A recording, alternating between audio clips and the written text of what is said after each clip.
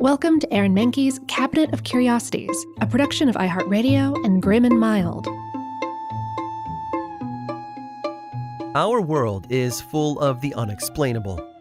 And if history is an open book, all of these amazing tales are right there on display, just waiting for us to explore. Welcome to the Cabinet of Curiosities.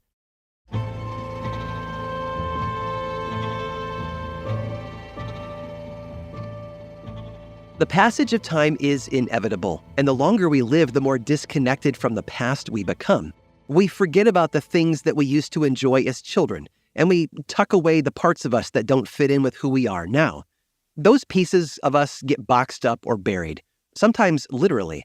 I'm sure most of us remember burying a time capsule at our school, or as part of a town ceremony, to be unearthed in the decades to come. It's fun to think about. What will our future selves and those who come after us think about the music we listened to or the books we read? What will people think about our generation? The thing is, for hundreds of years, people all over the world didn't bury time capsules. They left behind something else, something that doesn't need to be dug up to be found, although it might require the use of a sledgehammer. Since about the 1300s, at least according to archaeologists' findings, people have been hiding shoes within their homes. Not in closets or under beds, these shoes have been found in much harder to reach places, like inside walls and chimneys. The practice is known as concealment, which is why researchers refer to these as concealed shoes, the earliest example being one that was discovered in the choir stalls of Winchester Cathedral in 1308. The reasons for their concealment vary, but almost all of them have to do with superstitions and fervent beliefs in the spirit world. It was believed that a shoe that had been worn for a very long time would have permanent scars from its owners. Things like scuff marks, a footprint on the inside, and marred leather that signified that the shoe was practically an extension of its wearer. In other words, it contained their spiritual essence, and that essence was necessary in keeping evil spirits and witches from getting inside their house.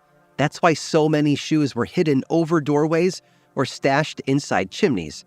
Complicating things, though, is that a significant number of children's shoes have also been found within the walls of homes across the globe, including Europe and Canada. This footwear was most likely placed there for one of several reasons. It could have been a method of encouraging fertility in the home of a husband and wife trying to conceive. This isn't too different from the practice of tying shoes to the bumper of a newlywed couple's car.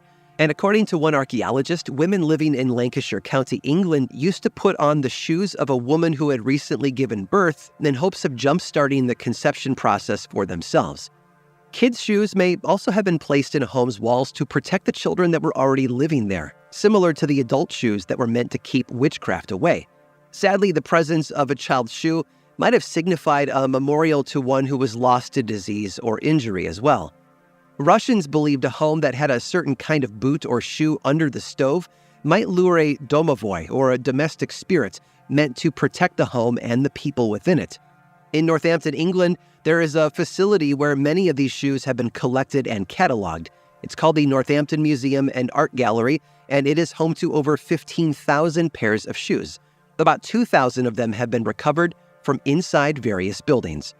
The practice of hiding shoes in walls ended for many during the 20th century, although it's still done on occasion. For example, a pair of high-leg boots made by the shoe company Norvik was built into the foundation of the factory they had constructed in 1964. And in 1991, an old shoe was discovered behind the paneling of an English mansion called Knebworth House. It was replaced with the shoe of an estate worker instead. Shoes have been found inside workhouses, colleges, townhouses, cottages, and even hospitals. And not just in England either. Australia and the United States are also on the list. So the next time you plan on renovating that kitchen or adding another room to your house, keep an eye out for shoes in your walls, and maybe leave them be. They were put there for a reason, and you don't want to find out why.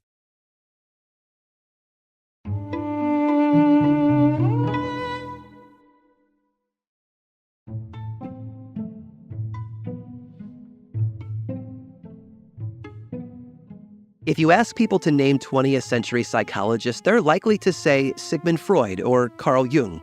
Maybe someone will even suggest Jean Piaget.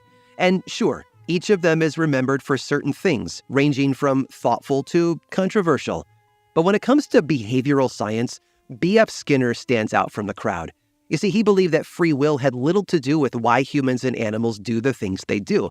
He theorized that actions were the result of environmental conditioning. And to say that Skinner was a bit quirky would be an understatement. He initially wanted to be a writer, but became frustrated with literary agents, even with the mentorship of Robert Frost at his side. Then his life changed one day while working at a bookstore. Along the rows of books, he came across the works of Pavlov and decided to enter Harvard's psychology graduate program. Mental health professionals and animal trainers know the brilliant psychologist by his extensive work in operant conditioning, a method of using rewards and consequences to get a preferred behavior. He used pigeons to demonstrate that. To teach the birds to spin in a circle, Skinner offered food for the slightest movement in the desired direction. Before long, the pigeons learned a full spin in a direction earned them even higher rewards, and no movement equaled no payoff. Over time, Skinner taught them to play ping pong, much to the amusement of his peers and the general public. Weirdly enough, the military used operant conditioning to train the birds to guide missiles during World War II by sitting inside the missile and tapping on a glass screen to navigate. Fortunately, radar was in development, and Project Pigeon, as it was dubbed, was very short-lived. To demonstrate the experiment in a controlled environment, though, Skinner placed a hungry rat in a box. While trying to climb out of the box, the rodent pressed a lever that dispensed food. You guessed it, that rat learned to pull the lever.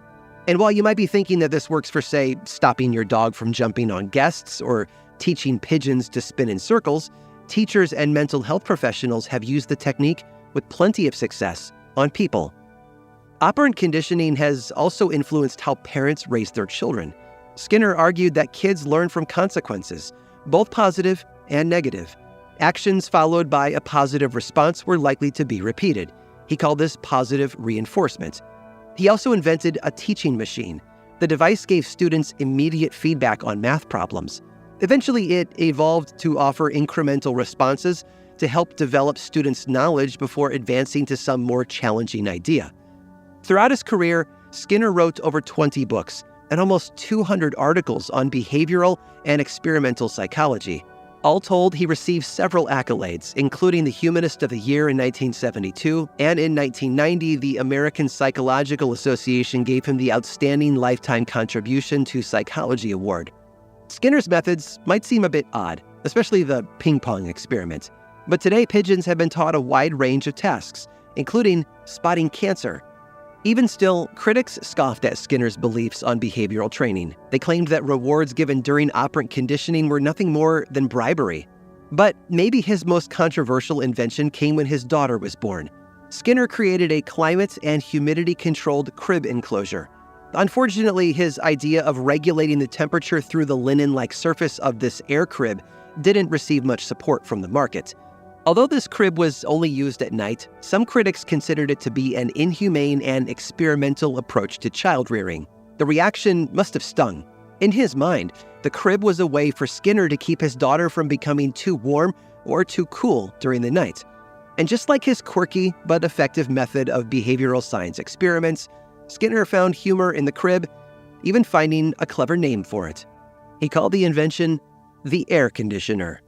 And that's air with an H-E. I hope you've enjoyed today's guided tour of the Cabinet of Curiosities. Subscribe for free on Apple Podcasts or learn more about the show by visiting curiositiespodcast.com. This show was created by me, Aaron Mahnke, in partnership with How Stuff Works.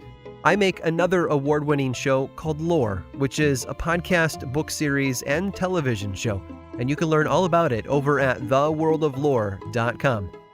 And until next time, stay curious.